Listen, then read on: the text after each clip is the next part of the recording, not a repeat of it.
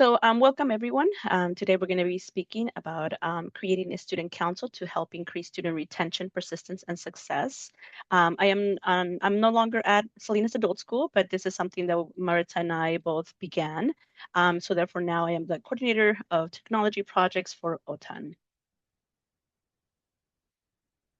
And of course, a little bit about myself. My name is Ana Mendoza, and I am currently a PhD candidate with focusing also on adult education. I want to document the experiences of adult learners as the generational experiences of adult learners as they transition on from an adult school in California that they have probably attended for more than 3 years. So that it's a pretty interesting topic to me. But and the reason for that is also because I am the child of adult learners myself.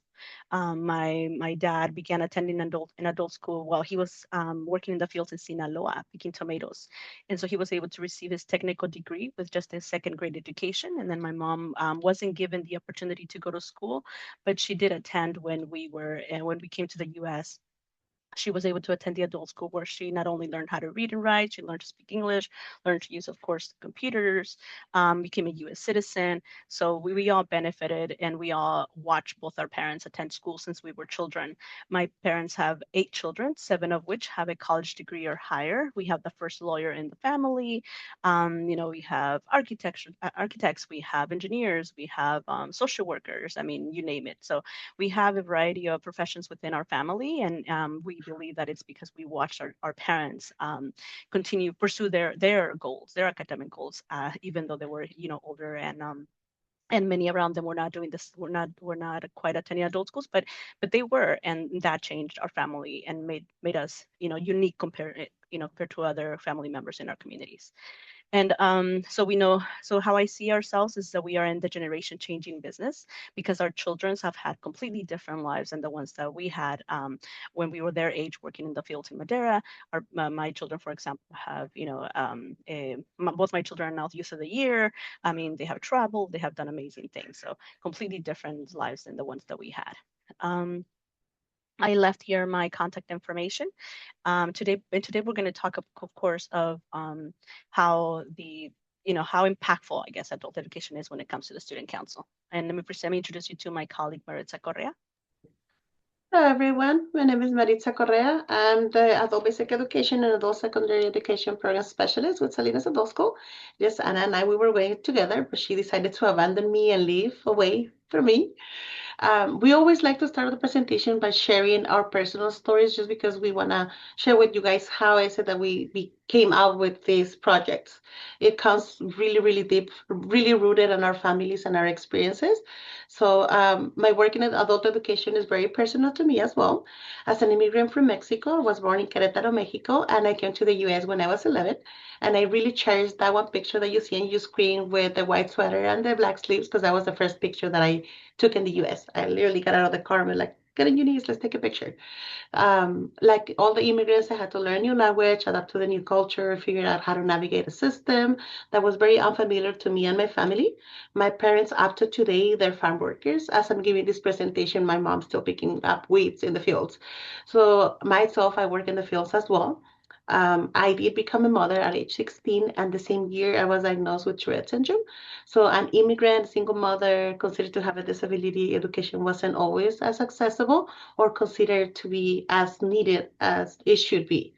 Um, it wasn't always prioritized as it should be in my family, my community. And I could remember, I was probably labeled as someone that wouldn't do much in life other than work and, survive. Fortunately, there were many people, many programs that helped me along the way, opportunities that I took advantage of, and that opened the doors for me to become the professional that I am today. And with that, we were able to break a generational change of lack of education and opportunities for our family. Currently, my sister, she's employed as the animal control slash community code enforcement officer with the local police department. And my brother, my little brother, he's currently a marine sergeant, not so little anymore, completed his bachelor's degree in cybersecurity and is working towards his master's as in right now. And then my daughter, she's in college. She's 21. She just turned 21. Yay. Best age ever. And because of these experiences, I understand what it feels like to need a second chance and a leading hand. So, understanding this and understanding how powerful education can be, It's not about just learning the skills, but also building confidence, independence, and opportunity. So this is why I work in adult education, and I am passionate about helping others in my community overcome their barriers, just like I did and my family did. And I want to be part of creating pathways for people to achieve their goals, support their families, and believe in their potential. And welcome everyone to our presentation. Yeah, wonderful. And so what are we going to do today? Today we're going to review a couple of strategies and the model that we developed at Salinas Adult School, and then that also transitioned on to Salinas Valley Adult Education Consortium, which then the student council that was implemented across our county. So first we're going to understand the why. So why do we need to do this? And then of course we have a student council kit so that you can get started. And of course we have also we will share the student council accomplishments, how this impacts generational success and and our students and their families, and of course how to incorporate this consortium wide or county wide, and the lingering effects of student council. We will also talk about how we have now moved on to legitimize the student council as a legal entity. Okay, before we begin, we need to do some housekeeping, and it's very important. So Yes. we want you to read our negotiable webinar learning protocols. It is extremely important for us that you understand that you might not ask any clarifying questions, any Nope. confusion that you feel throughout the presentation is part of the journey. No comments in the chat box or reactions or emojis. We really dislike emojis. You must keep your camera on if you guys please can do that and have a Yes. neutral facial expression. All attendees must nod in agreement at least every 3 minutes so we know that you're understanding. You might not question the purpose of this presentation. No questions or comments are allowed. All decisions about what you need to learn have already been made because trust us, we are the experts. Just Exactly. kind of like summarize that, sink it Yes. in, make sure that you agree with those protocols. Go to the next A slide. straight face, right? Yes. Camera on. Okay, I guess we're gonna let you guys use the chat box for a little bit. So I would love for you guys to tell us with the rules that we put, how do you guys feel? So how will these rules affect your experience with this presentation today? And would you like to change the rules? We'll give you guys a minute or so. If you can please share in your chat box, how did these rules make you feel? What do you guys think about us with these rules? Yes, of you having no say and what was. Yes, we should change the rules exactly. Yeah, and I got dot. That means no comment. This is different. Mhm. Well, I mean, Yeah. difference is good, right? Yes, felt very rigid, of course. Yeah. Yeah, and very little involvement, right? And when it comes to, yeah, it seemed a bit much, definitely. Definitely agree. Yes, like you didn't have a voice. And it's like putting my face on camera. Oh, well, Mhm. and we unfortunately had that rule. Mm. Yeah. Okay. Not that we don't like you guys, but I mean, we know better. Yes. Yeah. I respect your classroom, but I was just chill. Yeah, we always like to start with this kind of activities just to kind of have a little reflection about how our students might feel when we don't give them a voice. When we just tell them this is what you're gonna do and that's about it. Regardless of how it makes you feel, whether you need it or not, this is the rules of what you're gonna do. And I had this really cool quote that I really like from Paul Freire that says leaders who do not act dialogically but insist on opposing their decisions, they do not organize the people, they manipulate them. They do not liberate them, nor they are liberated, they oppress. And it's Yeah. And it's not that we do it on purpose, right? It's not like, oh, we just decide that we're not going to give the students a voice. It's just sometimes, we interact with students, we feel like we know what they need, we feel like, we know what they want, but we feel like we know, right? But hearing from the student, it's more valuable. And as you will see during the transition of our presentation, it actually powerful. Sorry, Maritza. yeah, it's okay. And I did, this is one of my favorite readings, so I always like to share it. It's free online if anyone hasn't read it. You can always use the QR code that I put in the presentation and read it. I think it changed my perspective as an educator immensely. So I will encourage anyone who wants to read the pedagogy of the oppressed to do it. It's a very life-changing book that I will recommend. So now let's go to the next slide. Yeah, so understanding the why. So why do we need to do this, right? Okay. We're all, subject to accountability measures, right? We're all, we all have, we're part of WIOA, we have payment points, we're part of, if you're in, for example, us in California, we have CAPE.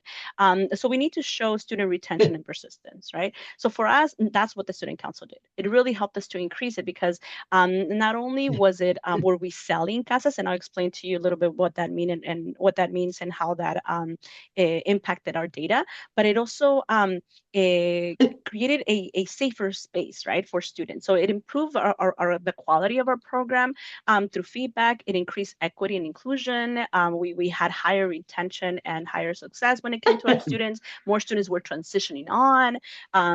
We saw a lot of autonomy within our students, a lot of engagement, a lot of leadership that was amazing to watch. And also a sense of ownership and community. We also saw, of course, even in the classroom, a lot of the instruction changed because of these students. And so, of course, we then continued on to following andragogical approaches. And I love this quote: "A student council is not just about giving students a voice; it is about recognizing they already have one and designing programs that are smart enough to listen." So that is really what the student council did at Salinas Adult School and then countywide.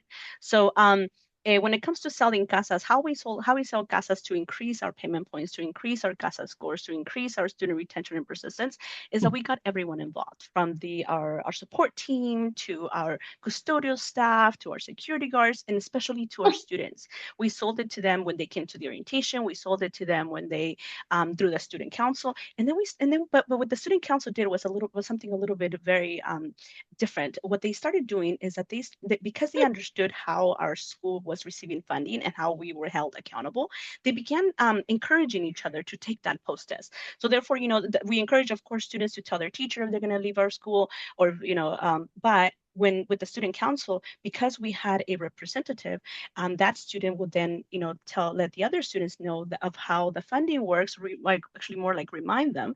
And then whenever there was a student that said, you know what, I'm gonna have to disappear for a little bit, I have to go back to work, whatever the case, they would remind each other, like, hey, if you're gonna leave, remember to take the casas postes so the school gets funds. Remember that you have to take the postes even if you feel anxious, because that's how we get money for the school, and so on and so forth. So we saw a lot of that, a lot of not only advocating for themselves, but also advocating for our school with each other, which was really, really interesting to watch.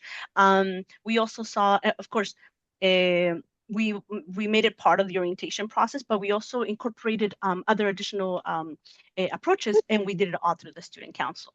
And of course, what we are all here for, we wanted to show you right away, the kit. So what we did when it came to Salinas Adult School, when Maritza and I first began the student council, was we made a school year calendar, dates, right? A flyer with all the dates. Why? Because not only were we held accountable, but also students knew beforehand when the next meeting was, and teachers also knew when the next meeting was. So therefore, the room was reserved, the snacks were purchased. I mean, everything is ready to go for the whole year.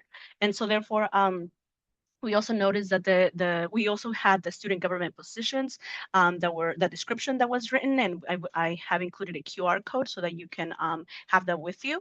Of course, we allowed students to elect the representatives. We had online voting, in-person voting, so that way students also created flyers to promote themselves so that they would win. They would pass out goodies to each other to encourage everyone to vote, things like that. And then of course we also uh, created and wrote our goals based on what the students wanted. So therefore, the student council, they had their own goals as to what they wanted to implement in our school.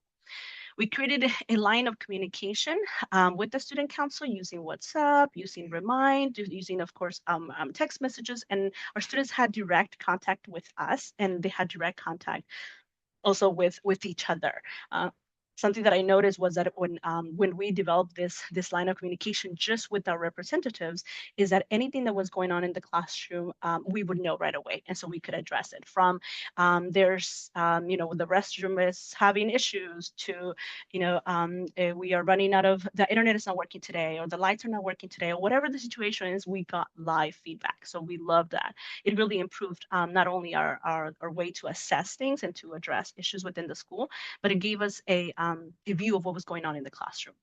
We also gave us Also encourage your teachers to support and cooperate with the student council. You will have a little bit of pushback. We had a little bit of pushback, especially because instructors felt like students, were going to share maybe something negative about them, things like that. And so therefore what we did was we opened, we encouraged teachers, we celebrated everything great because our students always speak so fondly of their teachers. And then we, of course, addressed issues that were brought up that, needed to be addressed. But there was a little bit of pushback, but at the end, teachers cooperate because they see the big improvement. They see the students coming in happy and presenting to their class about what was talked about in the student council, about the different programs that they're bringing, about the computers that they're bringing. I mean, it really encourages teachers to continue and to have a lot of feedback from their students. Constantly promotes and reports on benefits of student council. Of course, we always gave credit where credit was due. Every event that was brought up because of the student council suggestion, we made a big deal about it. And also, of course, we made sure that the students gained something from it, which was they got experience for their resumes, a volunteer experience. Many students needed it for their to get a letter for their attorney so that they can show good moral character and community ties. The students have used it as references. So we made sure that students we're also going to benefit from it. And something also that we did with the students is we told them, we don't want this to be one more thing that you have to do, one more thing on your to-do list. We are going to be your assistants and you are going to be our bosses. So you're going to tell us what we need to do. And Maritza and I, we're the ones who are going to be doing the work. And then we're just going to come back and say, this is what happened, right? With what you assigned us. And so that really encouraged students to participate and encouraged students to be open and encouraged students to also participate in different activities within our school. And of course, we always encourage to have snacks and, raffles and, just some goodies. And of course, give lots and lots of validation to our students. And of course, lots of credit as well. Many of the events and flyers that you will see have that, like this event was inspired by the student council. This event was inspired by the student council. And then when we used to go to their classes to present on these events that we were bringing because of them, we would say, thank you, representative. And so it really, created a sense of not only community within the classroom, but also leadership. We encourage you to also, incorporate other agencies to support the student council. In this case, we went to the, Marta, remind me of the Department of Voting. Yeah, the local Department of Voting, we obviously wanted to run elections, and this was the second time that we were going to run elections. But we also were teaching our students how to engage in civic participation and all these things. So Anna was able to get in contact with the Monterey County's Department of Elections, and they were nice enough to create these fake ballots for us with the names of our student candidates. And then the students, they let us borrow their real booths for voting, the boxes to put in the votes and everything.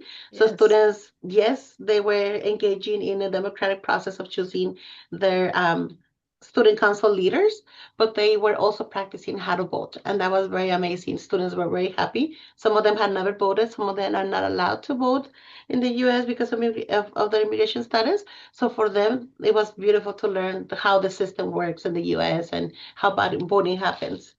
Exactly. And then of course they we were given like the box where the votes are locked, and an official came and opened it. I mean, it was really amazing, and students got to watch this, and of course who won, and it was really fun for us and for the students.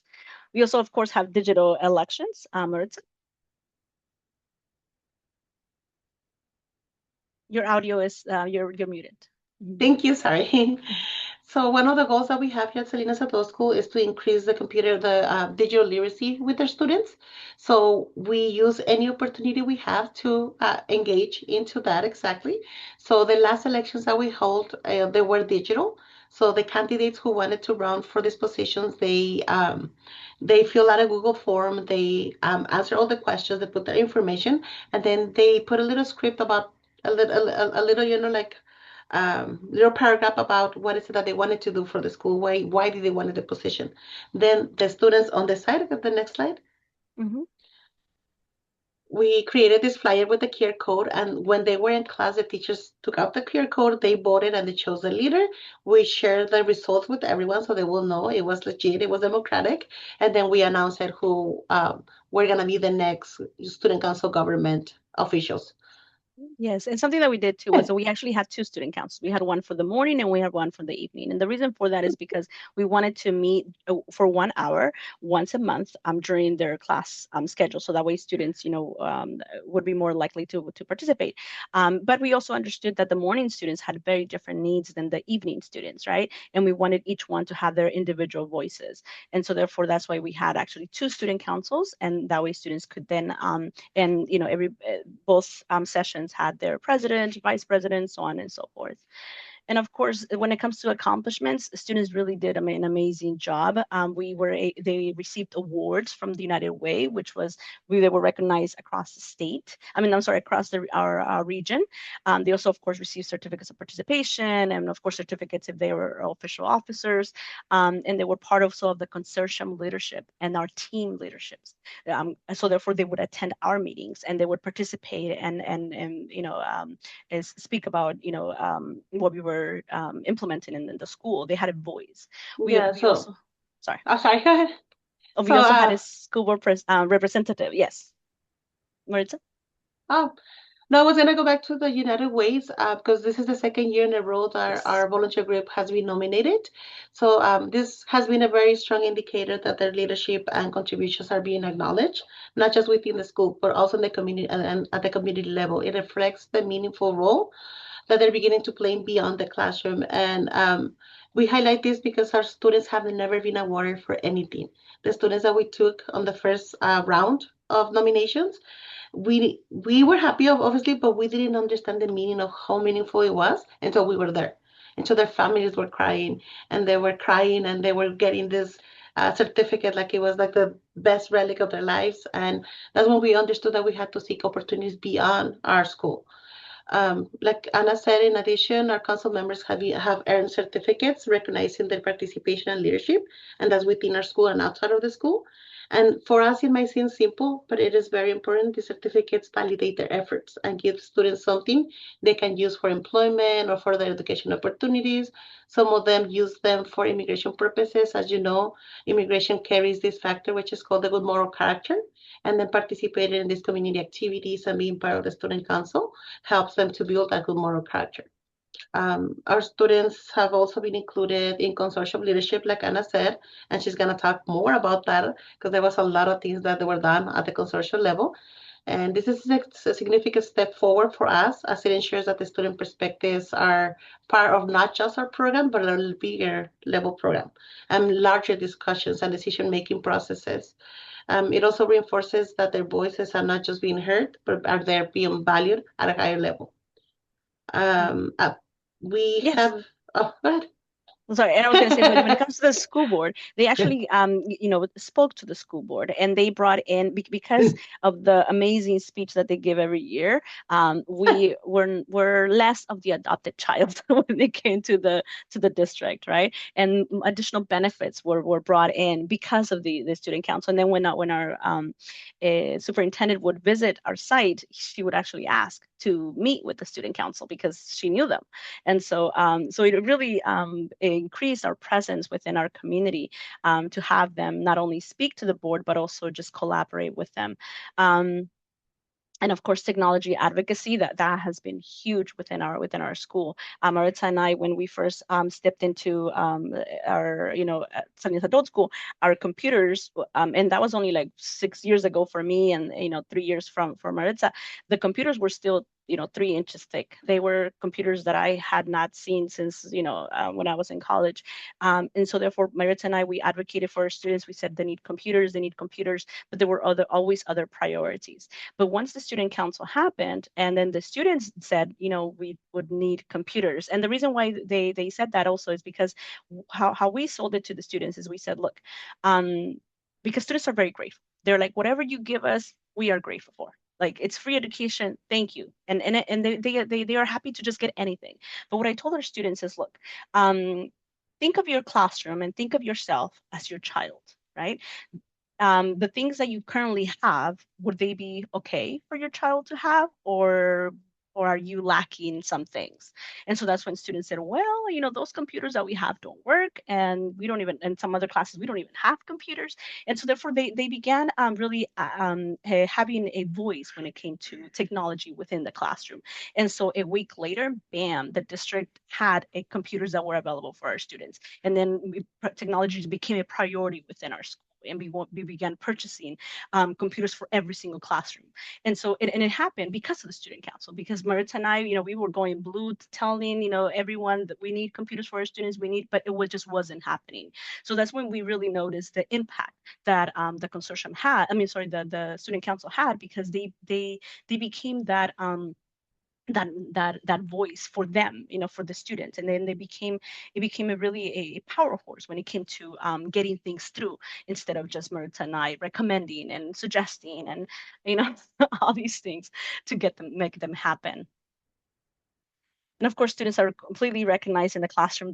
After each meeting, they go back into the classroom and they present on what was spoken about. They collect information, and even before attending the meeting, because they know the dates prior, a year prior to the meeting, they already start collecting notes. So they start asking their students, hey, their classmates, we're going to have the student council meeting today. Any needs that you want me to bring up? Any issues that you want me to bring up? So therefore, they kind of communicate with each other and work with each other to create those lists, to create those needs. And then they would bring it in, and then they would go back to the classroom and present as to what any updates, anything that was happening, all that good stuff. Okay, Maritza? I was just sharing we wanted to share obviously some pictures about our events. This was one of our groups from like around 2 years ago, I believe. Mm-hmm. Then we also had a group that was very focused on entrepreneurship. So they carry many skills. They got together, we gave them the space, they just requested it, and they were making a lot of products, little earrings, little stuff that they were selling, and then creating funds. They have begun to be very fond of going into radio stations, local radio stations, going and talking to the board. We have some pictures of that. Go to the next slide.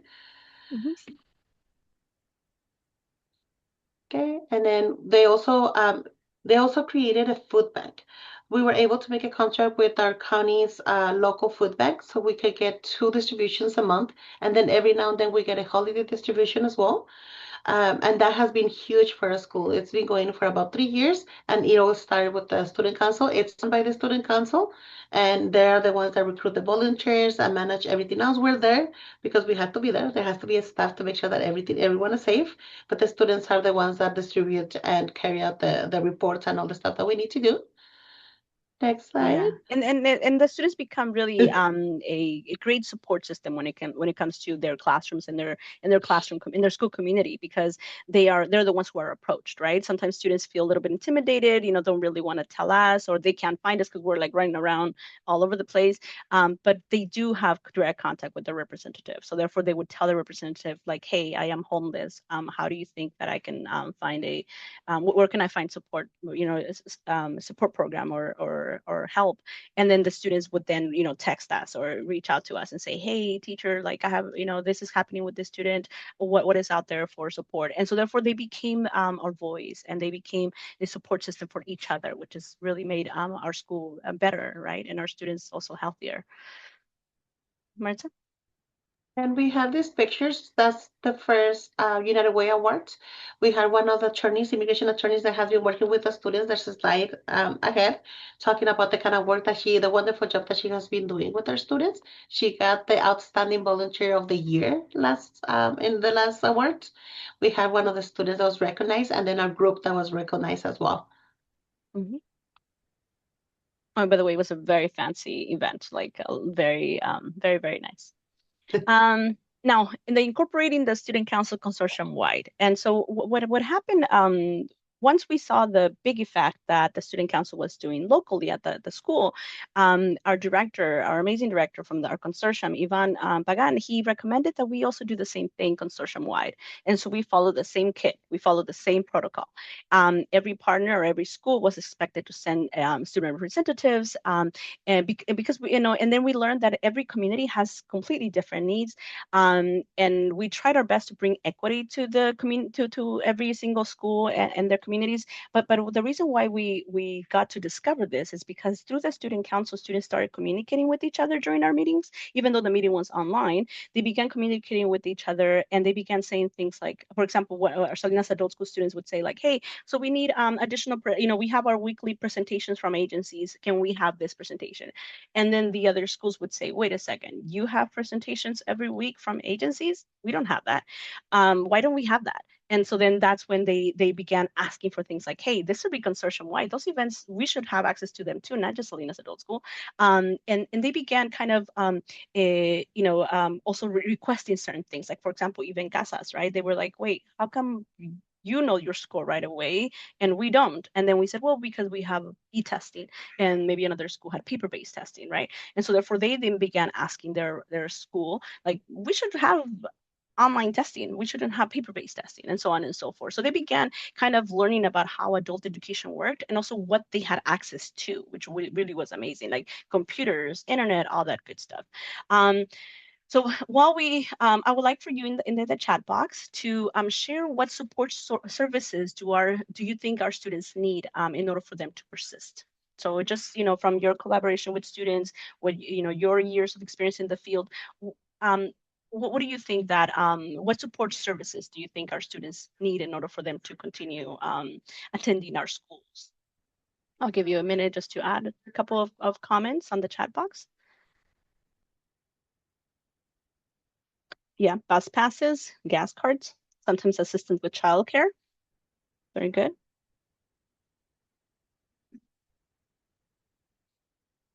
Childcare and transportation, definitely huge barriers for our students.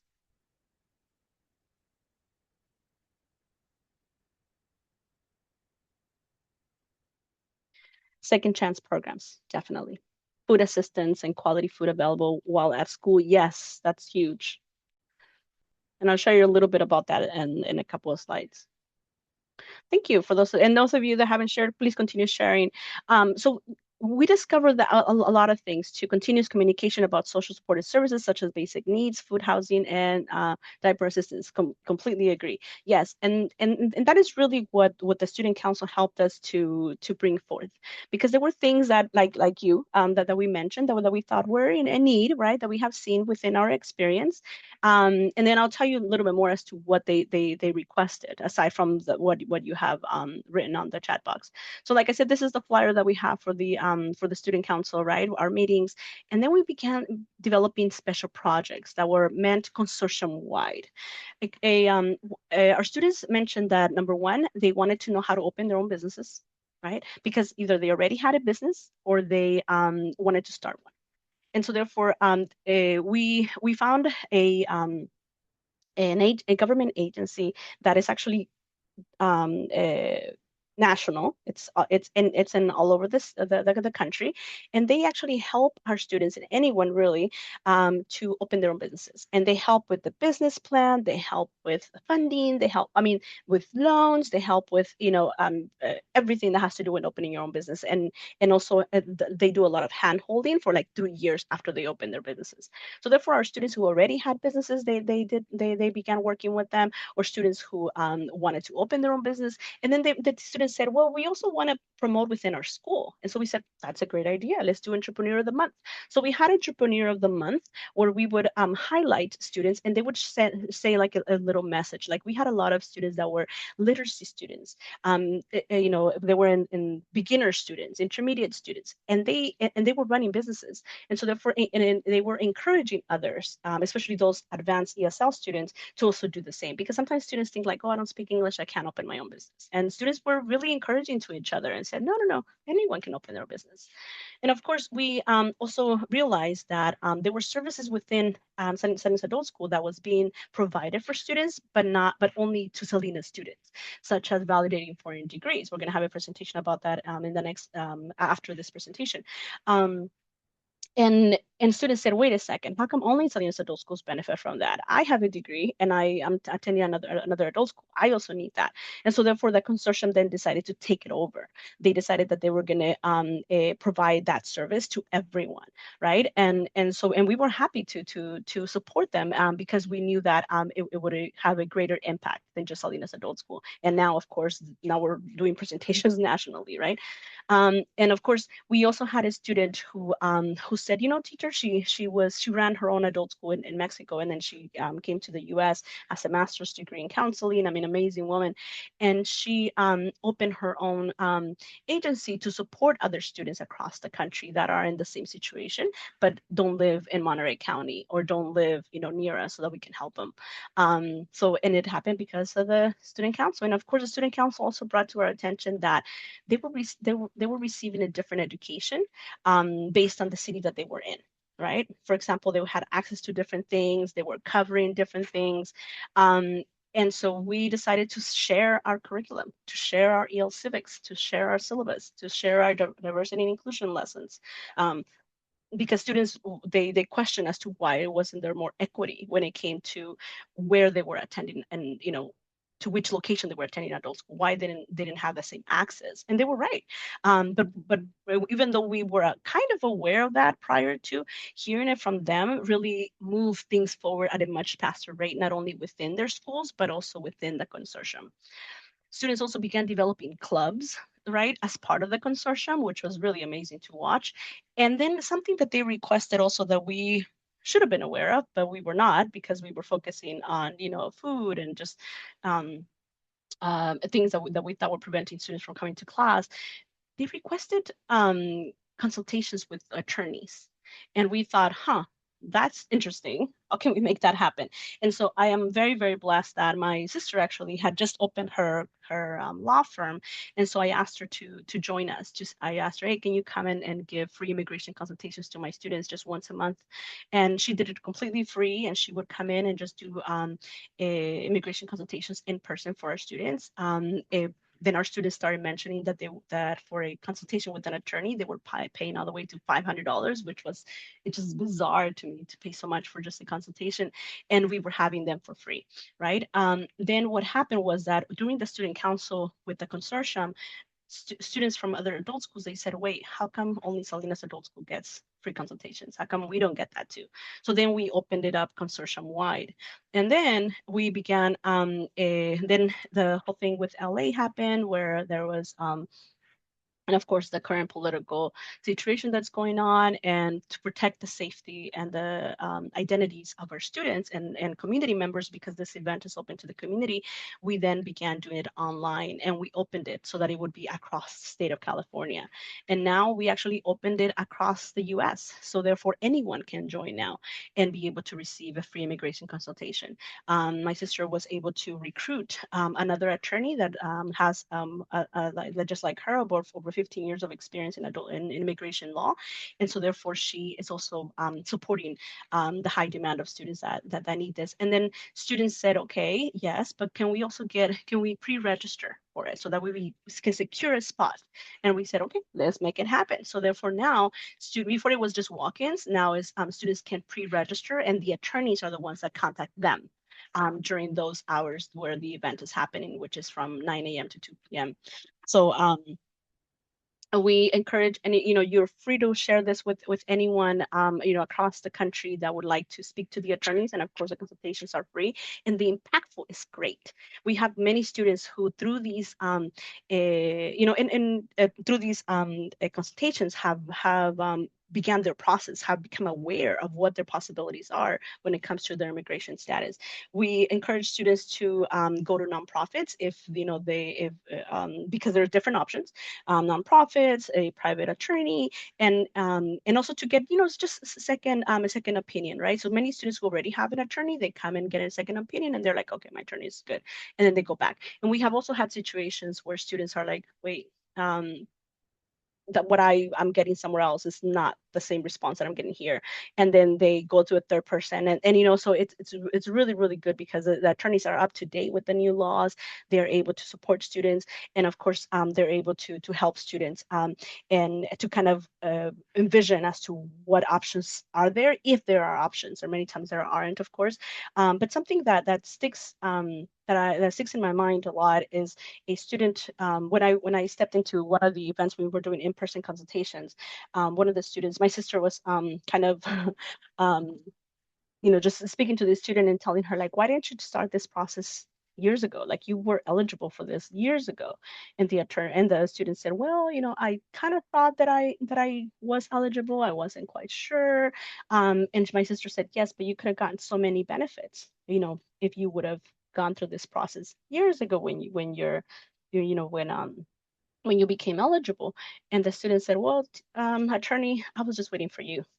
And what the student, when she said that, it made me feel sad, because I felt like I should have brought this forth many years ago, but it never occurred to me until it was actually mentioned in one of the student councils. And so you will get a lot of those feelings when you have your own student council and they start saying things that you're like, darn it, why didn't I think of that? And it's not that we're not connected to our community or we don't know our students. It's just there's so many things that our students are living on a daily basis, and we have so many things to do that we can't think of everything. Another thing that our students also brought to our attention was that, when it comes to, like I mentioned, when it comes to presentations, why only Salinas adult school students were getting presentations and they were not. And so therefore we then opened this, first, across the consortium, then across the state, and then across the country. So these are events that are available to anyone.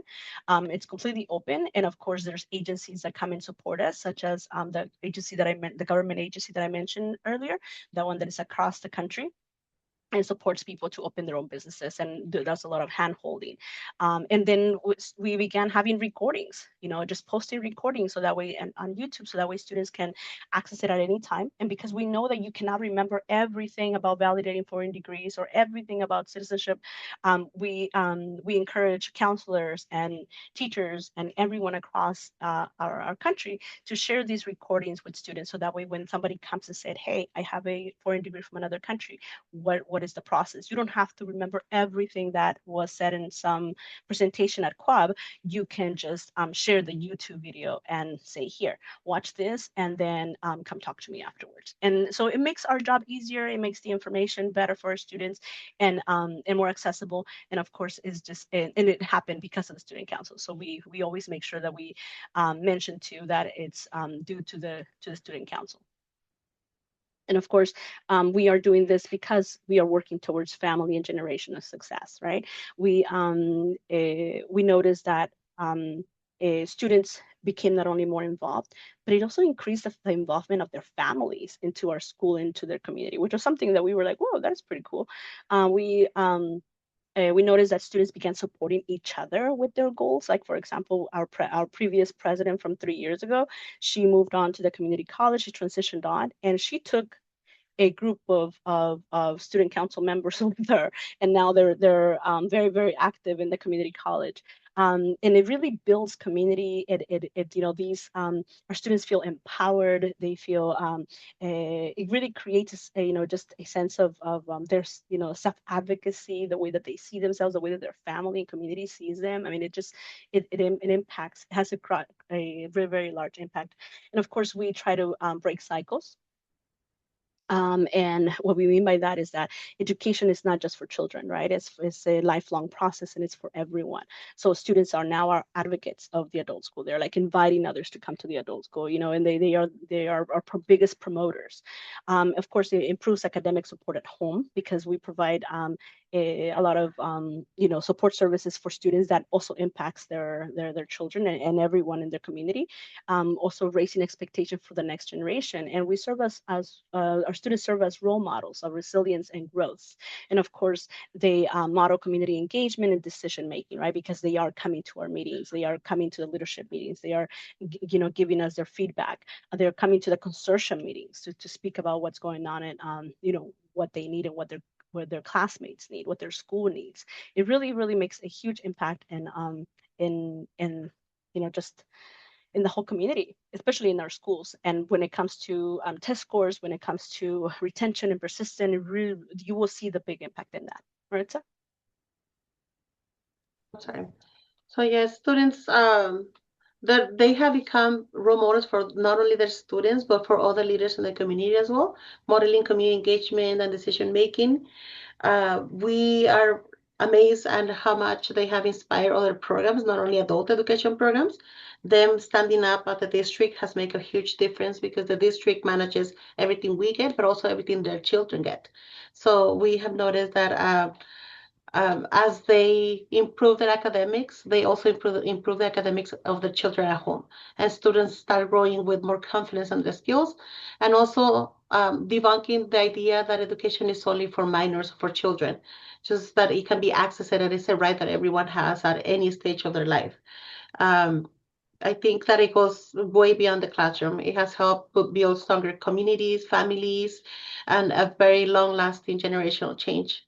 Um, for us, it's a very important job that we have done, and we're amazed. We were expecting to get obviously good results of it, but what we have seen is life changing. Exactly. And then even after the fact that they even after they leave us, they still continue, having positions of leadership, continue to advocate for adult education, continue to do all these things.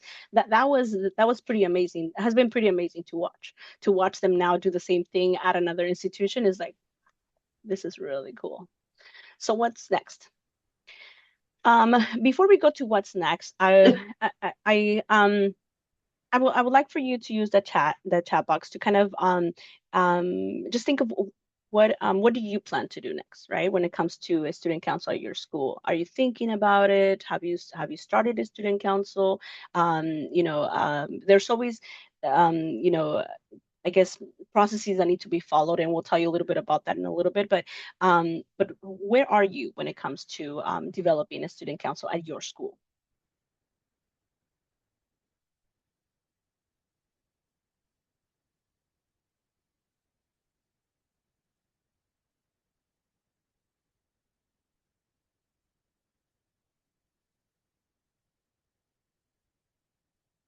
Oh, of course, you can also ask questions.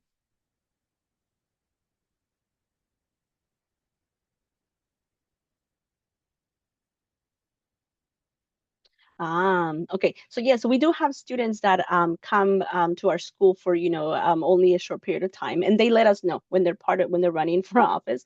They let us know like, oh, I'm gonna run for office, but the work season is gonna start. Salinas is an agricultural community, so therefore they're like, the season's gonna start in such months, so I won't be able to join you. And we're like, it's okay. You can still join us. And then at that time when you're going to leave us, somebody else will take over. It's okay because it and that reminds me a lot of my mom, right? Because she was also when she was going to the adult school, she was a farm worker and she would only go during that time of the year when she wouldn't be working. And she wanted to take advantage of all these programs, and she always felt bad that she couldn't because she knew that she had to leave school soon. And so we didn't want, I didn't want that our students to feel like that. So we're like, no, it's okay, just we want this to what we told them at first was we want this to be just a way for you to collaborate with us, right? And to tell us what we need to do to improve services for you.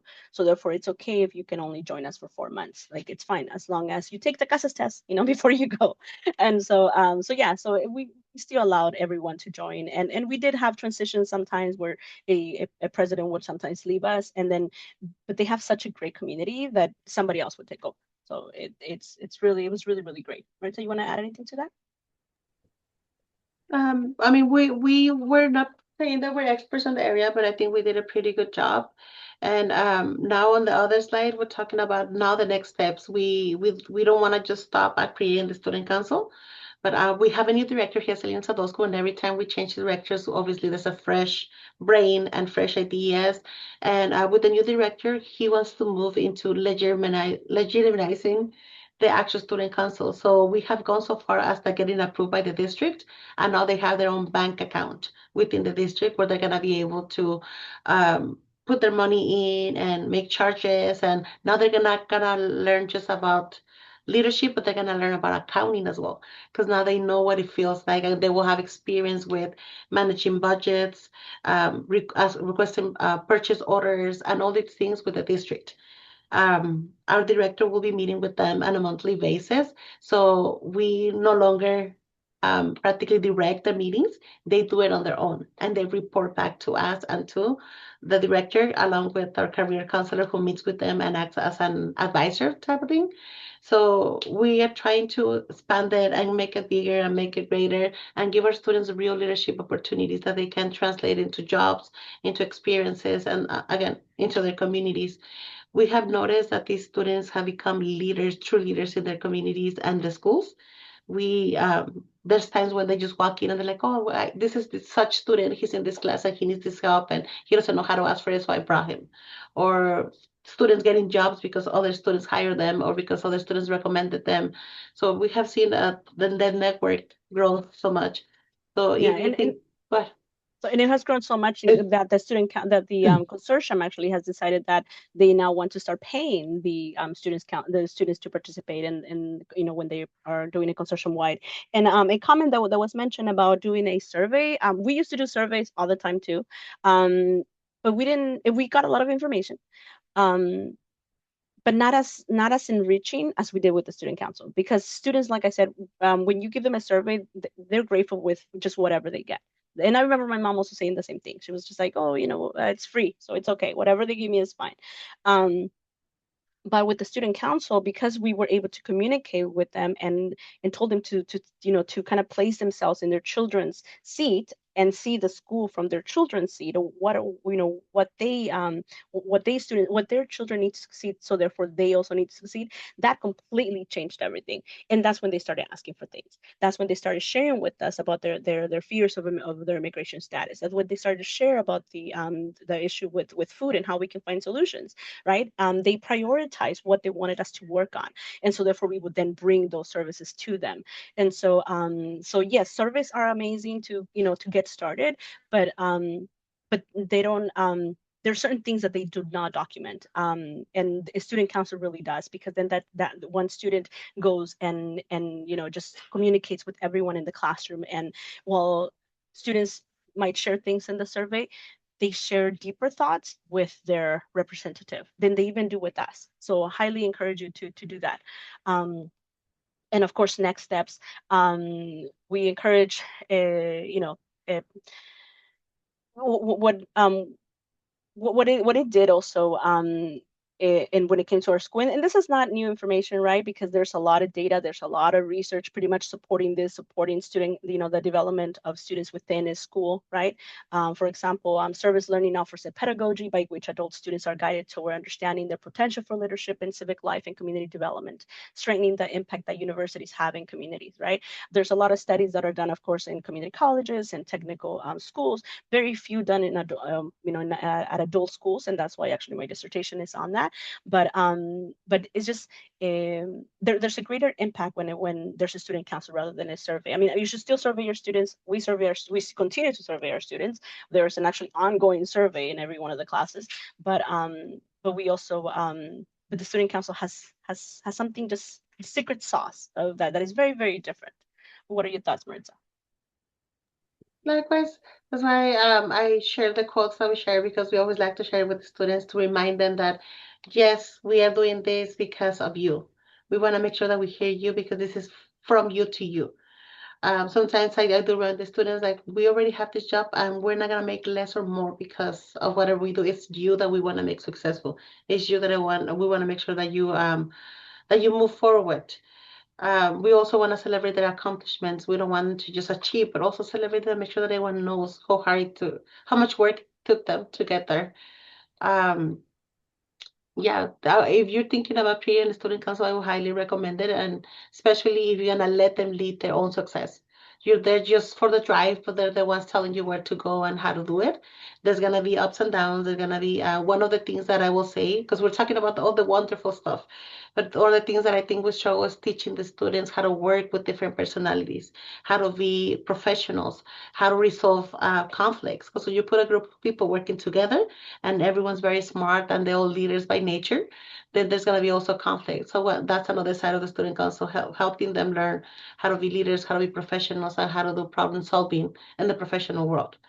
Uh, we are going to give you guys all the information or contacts, and feel free to contact us if you have any questions. Again, we're not super experts, but we went through a lot with the student council. We're really proud of what we did and what our students have achieved. Exactly. And so yeah, and like I said, that was our the QR code for our slide, of course. Um, here's our contact information. Welcome. But yeah, there you go.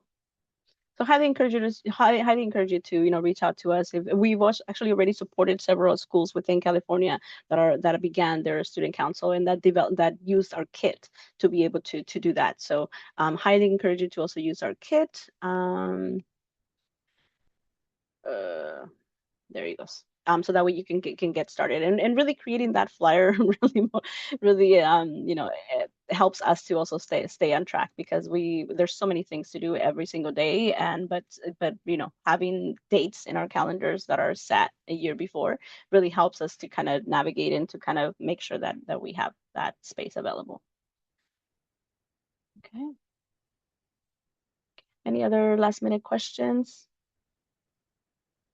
And then it says what would you recommend would be the best way for us to get started with the student council? I think just following the kit. I think following the kit, just we are at the end of the school year, so therefore, this would be a great time for you to start planning and for you to start kind of looking as to what for next year, right? So then this year, create your flyer and because when we first started there was that question, right? Do we how is the district going to accept it? How are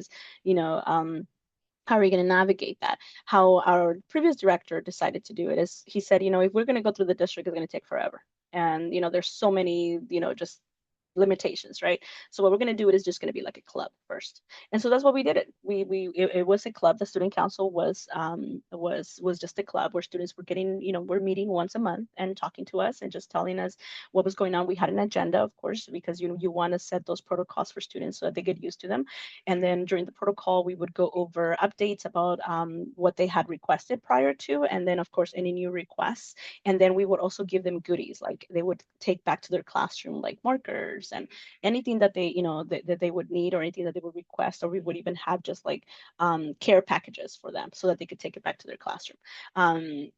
So we had that going on to encourage students to kind of feel that sense of empowerment when it came to what they were providing to their school. But that is how I recommend that you get started just with the club. It doesn't have to be anything, very serious, right? Because what you'll notice is that it moves little by little, like students begin getting their leadership persona going on, and then they transition on to to then getting more people involved, getting their own board involved, creating their own board, and so it's you will see it evolve. And then of course when it comes to consortium wide, that is another, and county wide, that is something a little bit different, but you have, I guess, more power when it comes to the legitimacy of the student council because it's run by by the consortium. And so therefore our director was going to put some money aside to make sure that next year our student council members would get a stipend so that they could then participate and continue supporting their individual schools. But yeah, and something also, another pushback that you're going to get probably is that that hesitation from teachers that they might not want to send their students because, or even from even schools, right, that don't want to send their students because they're like, no, you're like our dirty laundry is like up in the air kind of thing. So what we how we have supported that is that we have had to actually go directly to those classes and ourselves promote the student council and invite students. We have had to also go to those schools and encourage students to participate because we noticed that in some situations there was like a broken line of communication, and so therefore that is how we impact, just and Maritza, for the next presentation, I think that we should have added um, a kind of like negative expectations that you would, because everything is great and dandy, but there's also some other a little bit of pushback from sometimes from colleagues and schools even that kind of don't they just and they're very protective of their students, and they feel like they know their students well enough, and they just there's hesitation when it comes to getting students involved in the student council. But to me, it's like, our goal here is to it's nothing personal. Our goal here is just to support students. So let's hear their voices, right? Otherwise, we are not liberating them, right? I think one of the things that helped us a lot is that we created the positions, the government positions, very simple. It was the president, vice president, secretary, and then treasurer. And we made it in writing. We showed it to them. We did it in the presentation. We had them nominate themselves, or it was very difficult at the beginning. No one wanted to nominate themselves, but I think the most important thing is to be very transparent and very realistic to them. First of all, we did. I remember our first election, and we did tell the students we have never done this before. This is new. But what we want you guys to know is we're part of a district with multiple schools. We're the last one in the list. We want to make sure that they know that we exist, that we know that we get these things that your kids have with you guys as well, to have the opportunity to be leaders. And we told them, you're gonna guide us through the process. We're gonna make mistakes, we're gonna lift up. And one of the first things that we did is we had them organize or be part of an event. That's when they were selling the little products and all these things, when they had this ownership of creating, I think it was a multicultural, Rihanna, multicultural event that they created, and then they did all these things, and seeing their vision into action, I think it brought up that leadership. And then other students were watching them and be like, at the beginning, no one wanted to participate, and I'm like, oh. So they were able to do this, and then they did this very cool event, and they brought the food back, and then they just started coming on their own. And little by little, not at the beginning, they began to express their concerns. They were brave enough to say, I don't like this, and I would like to have this. And then it was up to us to take that, because sometimes they criticize things that we did. So it is very hard to hear the students say, what you're doing is not working for me, and to actually take it and transform it in the way that they need to. So not making promises that you cannot fulfill is very important as well. We always tell them, yes, we're going to do our best, but it is very difficult because it has its layers, but we're gonna do our best, we're gonna try. And when they started, and the promises that you do make sure that you do fulfill them. Yes. Because I think that's the main thing. Yeah, they will keep you accountable. They'll be like, wait, you said you were gonna do this. What's going on with that? And yeah, and which is good. Well, we thank them for that. Yeah, it was a lot of work, but little by little we started gaining, and then we start spreading. So I think it's gonna start very small for those of you who want to start. Do not get discouraged by meetings that only have 3 or 4 people. Just keep on making it, make sure that they have a lot of community engagement, that they have a lot of praising, a lot of certificates, a lot of these things.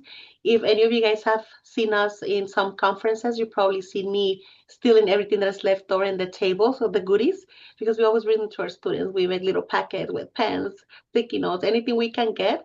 We're like, oh, we brought this for you from our conferences, and they were like in love with it. We actually have some students in a COABI in person. We have 2 of our students who are there representing the school. And that's something that in the past we didn't even dream of, being able to do all these things. Exactly. So if you feel free to add your questions to the chat box, and that way we can better support you with this process. But yes, it's really fulfilling, I think, for us, for our school, and it really improved our numbers. We saw a huge difference, and we started small. Our first director, she wanted only one student council meeting per semester, and that's how we started.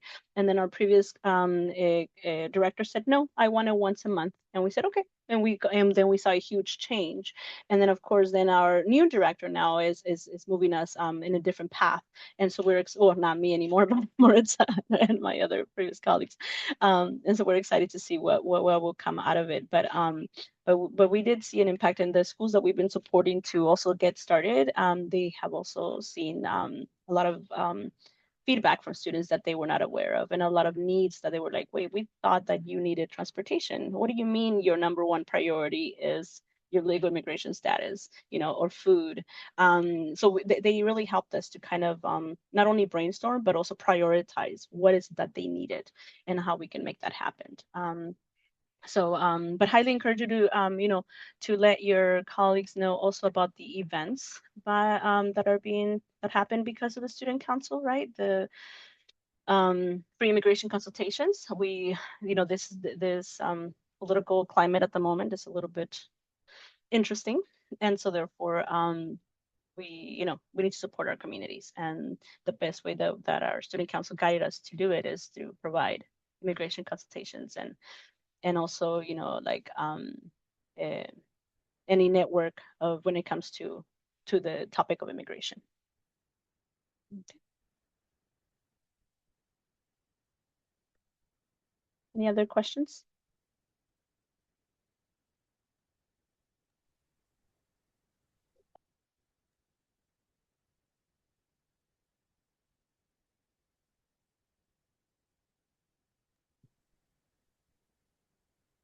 I know in the future we will add a slide about all our everything that we have had when it comes to concerns.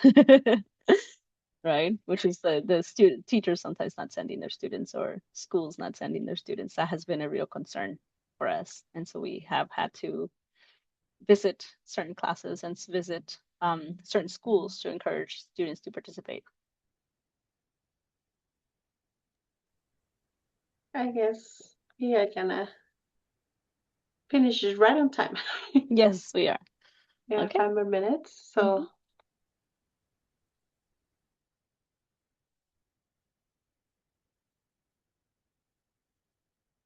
Yes, and thank you, Shayla. My adult education program is at the YMCA and functions out of several different sites across several different classes. Yes, we do have offsite locations as well, and so those teachers are also encouraged to send their students in. And um, to be honest, what I've noticed from those offsite locations is that sometimes they're the ones who participate the most, even though they have to travel to go to the student council, and it's not just there a couple steps away from their class, because they have the greatest needs, right? Many times in these locations where our students are at, they have they have a limited access to technology or limited access to the Wi-Fi or different situations, right? Because they are at an offsite location, and so they usually come to the student council and go like, and they usually the students have said things like, wait, so then students that come to the site, they have all these benefits, and how come we don't have that?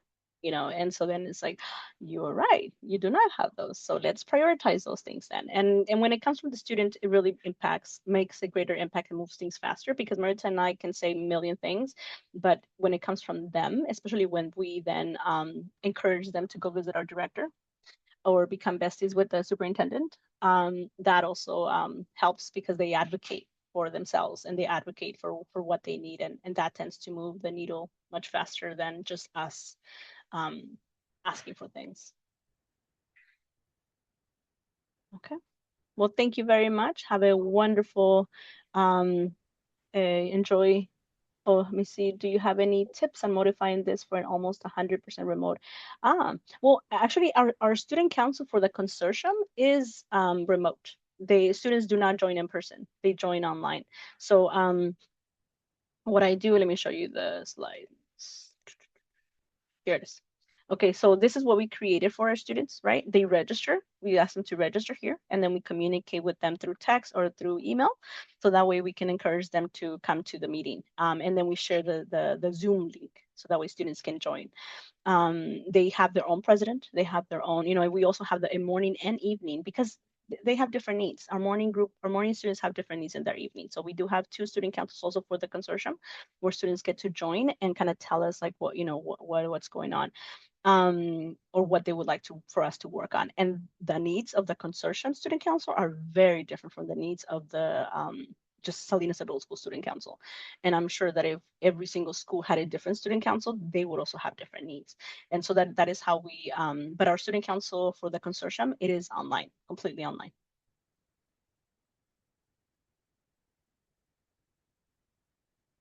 Okay. Thank you. That's an amazing question. Wonderful. Okay. So thank you everyone for joining us, and we wish you an amazing experience with Quab. And yeah, and you have our contact information. Just let us know if you need anything. I'm gonna present the slide with the with our presentation so that way you have access to it. Thank you. And reach out to us if you're starting your student council, because we always like to hear from agencies that start, and of course provide support when you encounter anything. Okay.